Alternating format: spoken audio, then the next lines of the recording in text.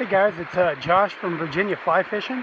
I'm out on the water today and I wanted to offer a tip. It could be common knowledge to a lot of people, and I'm still amateur. I've only been doing this for a couple of years, but in this area right here, this is something that's really helped me out in my past few fishing trips to land fish. So here's what we got, and here, let me explain to you what I'm trying to do here.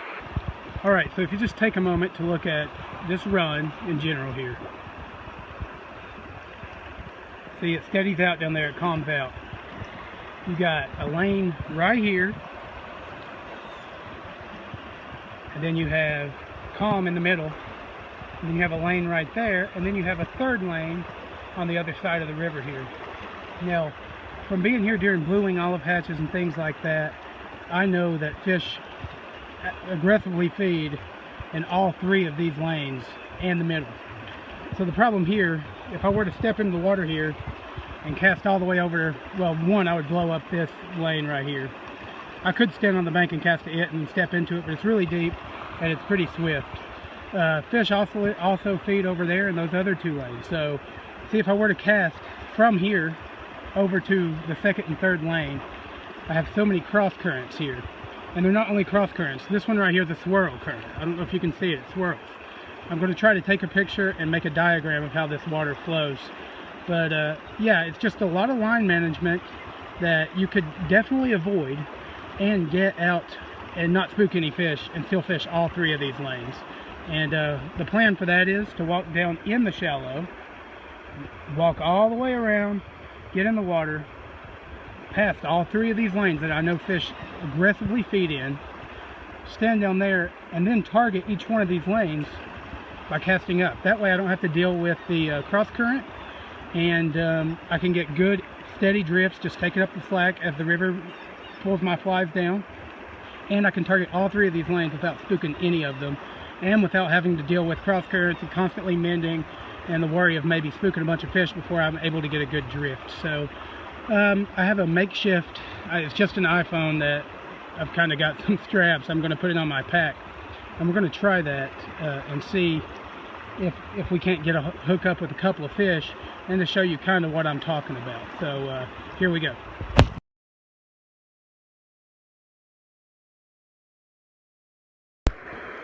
Alright, so I haven't made a cast yet. I've walked down, and I don't know if you can see, but see right here in front of me are all three of these lanes. I did not walk through the part that I was trying to target.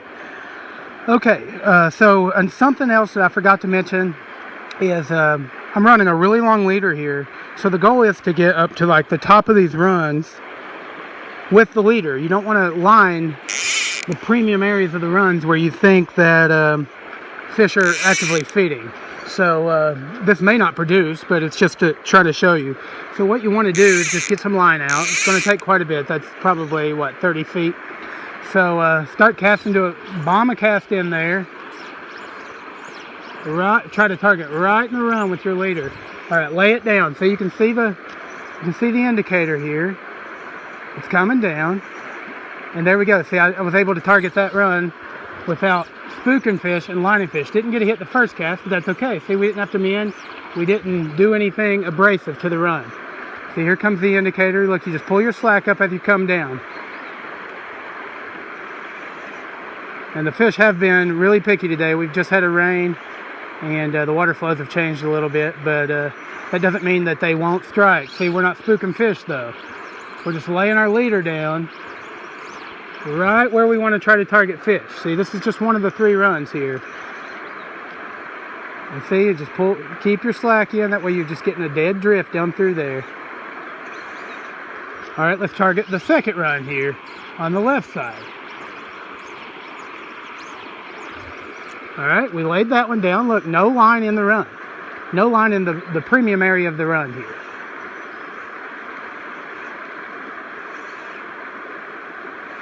We're laying only leader down in the premium area of the run. Now, I'm not sure how good you can see that on this camera. But see, we're just doing a few false casts, being careful what we're doing to make sure no fly line gets right in the run. See, look, all leader and indicator.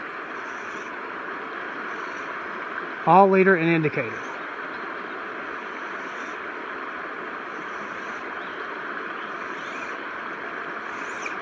I was hoping it would produce just to prove a point, but it has been the last few trips, but that's okay. It's still I think it's still an adequate method. See, here we go. Look, we got that line coming right through the run, and we're just taking up the slack. We're not pulling the fly. We're just taking up the slack as the line comes down. So yeah, I'm going to sit here and work these runs a few more times, maybe switch flies. I'm not sure what the fish are eating yet. It just got here, but we'll see if we can't get a hookup or two on camera using this method, and to show you that I haven't blown the runs up.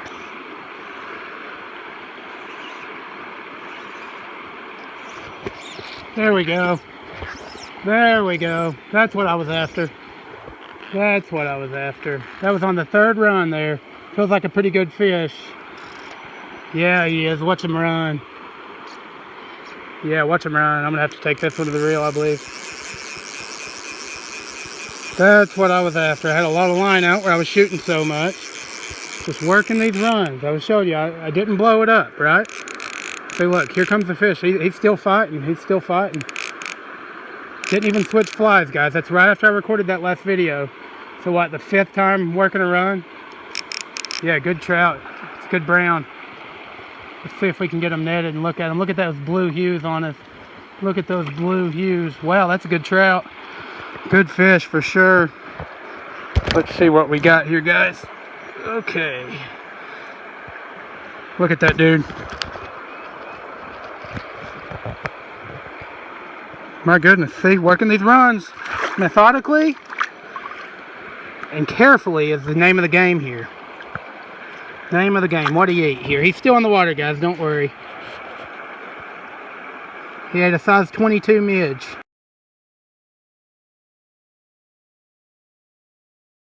Yep, I knew it. Woo, got a jumper, boys. He does not want to be hooked. He does not want to be hooked. Come on, come to the net, buddy. Come to the net. Feisty brown. There we go.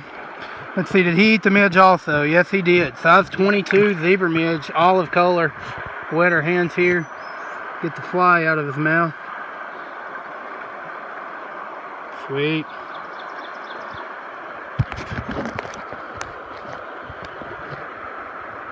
And off he goes. Woo! I think these fish are starting to feed. It's getting a little later in the day. It's still really cloudy, but I've got a couple strikes here. And again, I mean, I'm recording these videos, but I've only been here at this run for the time it took me to record the videos and maybe 3 more casts. So there could still be more fish willing to eat. Yeah, there he is, see? Yep, see? Here he comes. Man, that feels like a good... Oh, fish. Did he break me? No, he didn't. Oh, well. That was a good fish. I just horsed him. That was my fault. Just trying to hurry and get him in. Totally my fault. So there we go, guys. Just talking about working these lanes from downriver. And when there's 3 or 4 lanes with a lot of cross current, it makes it really hard to work from side to side like you would normally fish, or like I normally fish. So we put a little bit of that into execution and was able to pull some fish. Missed a few good fish. That one good brown that I had on there, I horsed him a little too much.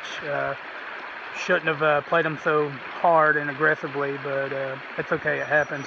Anyway, I hope this tip helps you guys out. And if so, we'll start doing more of these, me and the other guys with Virginia fly fishing. So hope you guys are having a good day. Tight lines.